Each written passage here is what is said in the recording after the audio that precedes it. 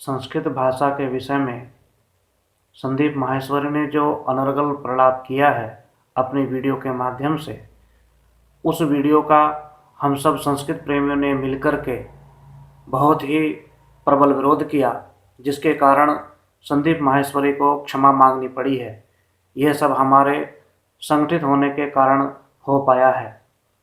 मैं सभी संस्कृत प्रेमियों का बहुत बहुत आभार व्यक्त करता हूँ, जिन्होंने अपने संगठित होने का परिचय दिया है।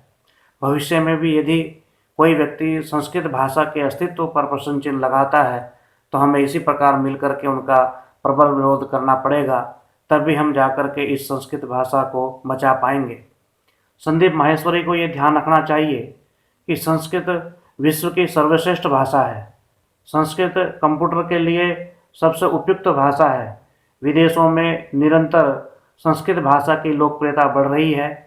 विदेशी लोग भारत में आकर के संस्कृत को सीख रहे हैं।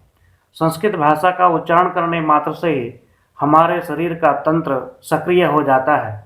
संस्कृत के उच्चारण करने मात्र से अनायास ही प्राणायाम की प्रक्रिया चलती रहती है, जिससे हमारे शरीर पर, हमारे स्वास्थ्य पर उसका एक विशेष प्रभाव देखा जाता है। संस्कृत भारत की आत्मा है। संस्कृत के बिना भारत निष्प्राण है।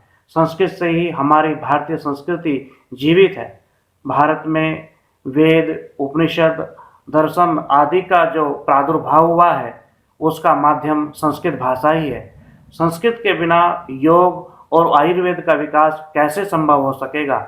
इसलिए मैं संदीप माहेश्वरी को यह संदेश देना चाहता हूँ कि आपने जो संस्कृत के विषय में यह अनर्गल प्रलाप किया है, ये आपकी बहुत बड़ी भूल है।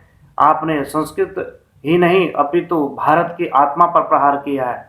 आप स्वयं अपने आप को मोटिवेटर मानते हो, लेकिन मैं समझता हूँ कि शायद आप संस्कृत के विषय में कुछ भी नहीं जानते हैं। आपको अपने ज्ञान को बढ़ाना चाहिए। जब तक हम किसी चीज़ के बारे में विस्तार से नहीं जानते हैं, तब तक हमें उस विषय पर बोलने का कोई अधिकार नहीं है। आपने सैकड़ों बच्चों के बीच में बैठ कर के संस्कृत का मजाक उड़ाया है, उसका उपहास उड़ाया है। मैं समझता हूँ कि वो बच्चे संस्कृत के विषय में कभी भी अपनी मनोदशा स्वस्थ नहीं रख पाएंगे। इसका यदि कोई कारण है तो आप हैं। आपको इस विषय के लिए, इस कुकृत्य के लिए आपको क्षमा याचना ही नहीं अपितु अपने वीडियो को भी हटाना पड़ेगा, और आपको यह संदेश देना होगा कि भविष्य में मैं कभी भी संस्कृत के विषय में इस प्रकार का अनर्गल प्रलाप नहीं करूँगा।